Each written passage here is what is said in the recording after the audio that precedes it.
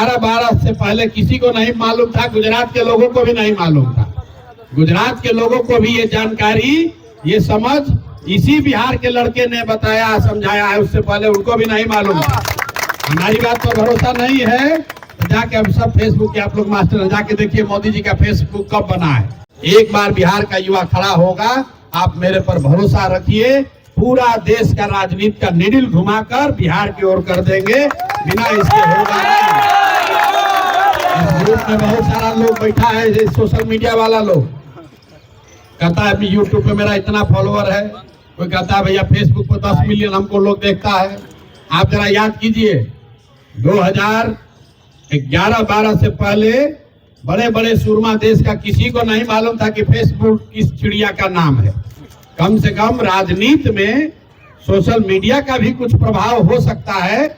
11-12 से पहले किसी को नहीं मालूम था, गुजरात के लोगों को भी नहीं मालूम था। गुजरात के लोगों को भी ये जानकारी, ये समझ इसी बिहार के लड़के ने बताया, समझाया है, उससे पहले उनको भी नहीं मालूम था। हमारी बात पर भरोसा नहीं है तो जाके अब सब फेसबुक के आप लोग मास्टर जाके देखिए मोदी जी का फेसबुक कब बना है। 2008 में, 2011 में जब हम आए तो उसमें 65,000 लोग फॉलोअर था, एक को पोस्ट भी नहीं होता था। और जब हमने छोड़ा है तो 1.5 करोड़ उस समय उनके फॉलोअर हो गए थे और पूरा देश में लोगों ने मान लिया कि सोशल मीडिया का भी कुछ इस्तेमाल हो सकता है। और आप सब देख रहे हैं बिहार में एक लड़का है, उसका 1 करोड़ फॉलोअर है।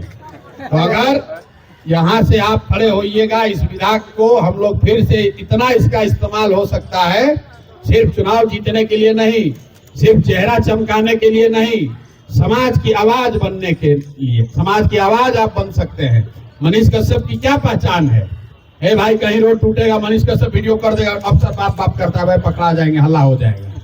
इसीलिए तो लोग डरते हैं भाई, उसी से तो व्यू है कि क्लास में घुस गए, झगड़ा कर दिए तो लोग अब डर रहा है भाई मनीष कश्यप वीडियो कर देगा, चार्ज बैठ जाएगा।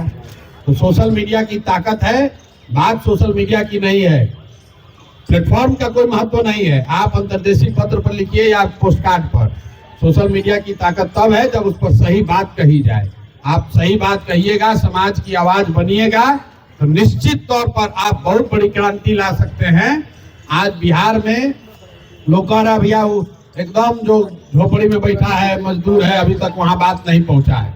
हम कहते हैं अच्छा भाई कहाँ तक बात हो? भैया जिसके हाथ में मोबाइल है वो सब जान गया है, सब युवा जन सुराजी हो गया, जिसके हाथ में मोबाइल है आपका बात सुनता है, उसको बहुत प्रभावित भी है। तो हम कहते हैं भाई जितने लोग के हाथ में मोबाइल है, अगर उतने लोग भी संकल्प ले लें, उतना लोग भी सुधर जाए तो आपको 5 करोड़ वोट मिलेगा। बिहार जीतने के लिए 2.5 करोड़ वोट चाहिए। बिहार जीतने के लिए 2.5 करोड़ वोट चाहिए। प्रतिदिन कोई ना कोई सोशल मीडिया का एक्सेस करते हैं, चाहे यूट्यूब पर जाए, फेसबुक पर जाए, इंस्टा पर जाए। आदमी भी रिजॉल्व कर ले अब और नहीं, अब 3 महीना में बिहार का किस्मत बदलना चाहिए।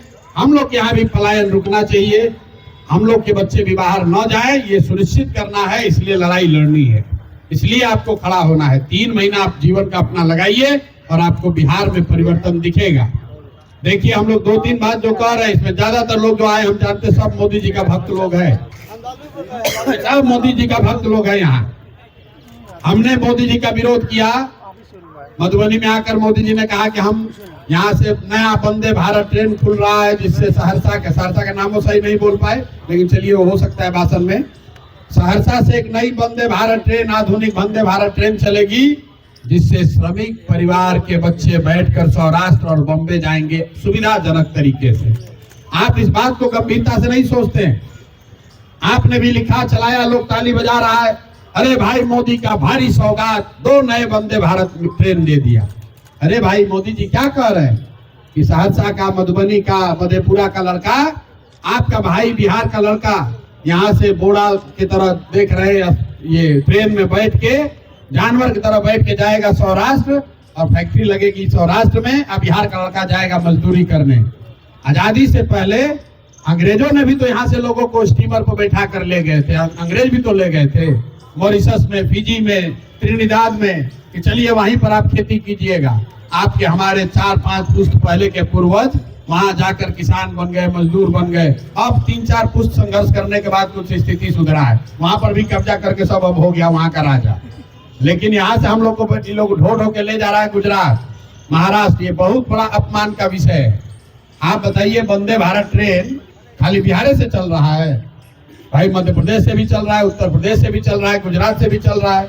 मोदी जी कभी ये कहे कि गुजरात से जो नई वंदे भारत ट्रेन चलेगी उससे लोग, गुजरात के लोग बैठ कर जाएंगे तमिलनाडु और महाराष्ट्र में नौकरी मजदूरी करने? गुजरात में मजदूर नहीं है, महाराष्ट्र में गरीबी नहीं है। महाराष्ट्र में 1 लाख किसानों ने आत्महत्या की है पिछले 5 वर्ष में, गरीबी भूखमरी की वजह से। कोई ये कहता है कि महाराष्ट्र से ट्रेन में मजदूर भर के जाएगा तमिलनाडु काम करने? तो बिहार को काहे कहते हो?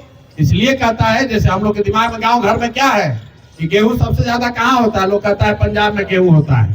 उसी तरह हो गया बिहार, मजदूर कहाँ चाहिए तो बिहार में, जहाँ लेबर जब जरूरत है तो भैया बिहार से ले आओ पकड़ के। हमको एक कर्नल साहब मिले थे, आपको मैं बताता हूँ, उन्होंने कहानी सुनाई।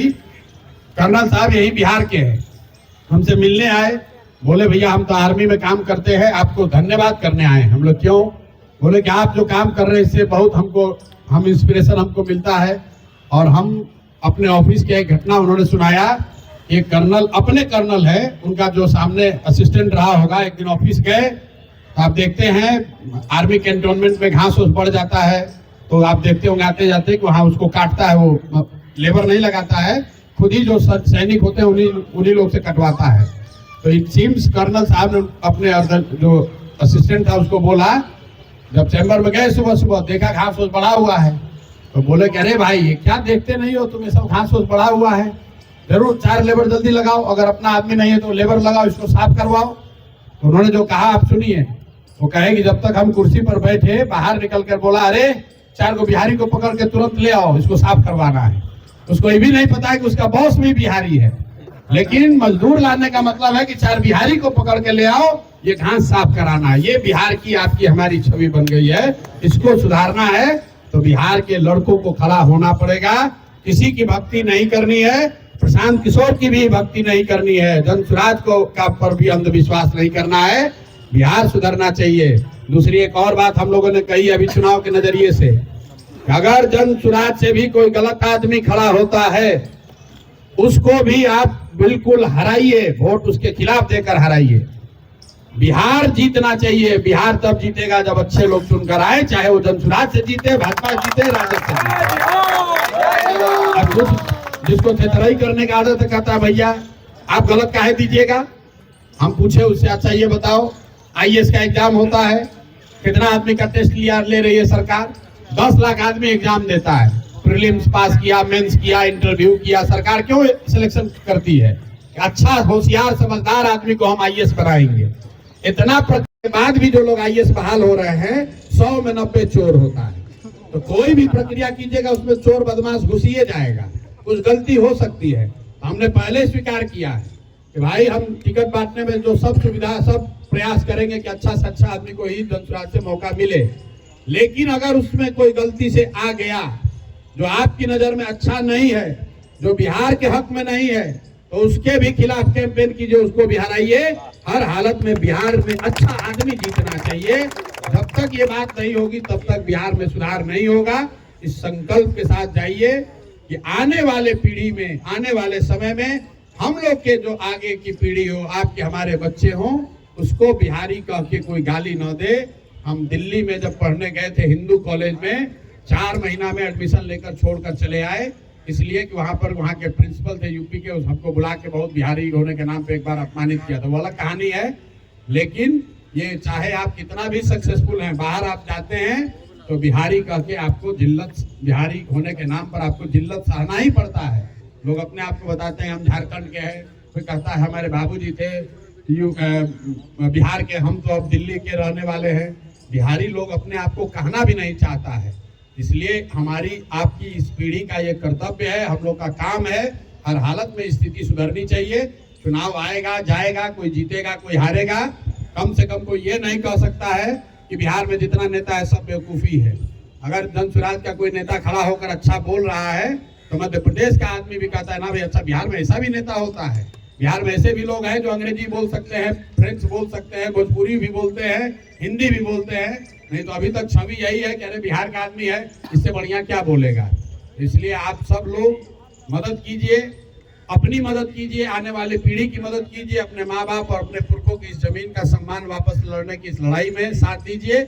आप यहाँ आए हैं, आप कितने देर आपको रुकना पड़ा उसके लिए माफी भी चाहते हैं। सब लोग लगिए, आपके हाथ में वो ताकत है, अगर आप खड़े हो जाइएगा तभी परिवर्तन आएगा। बहुत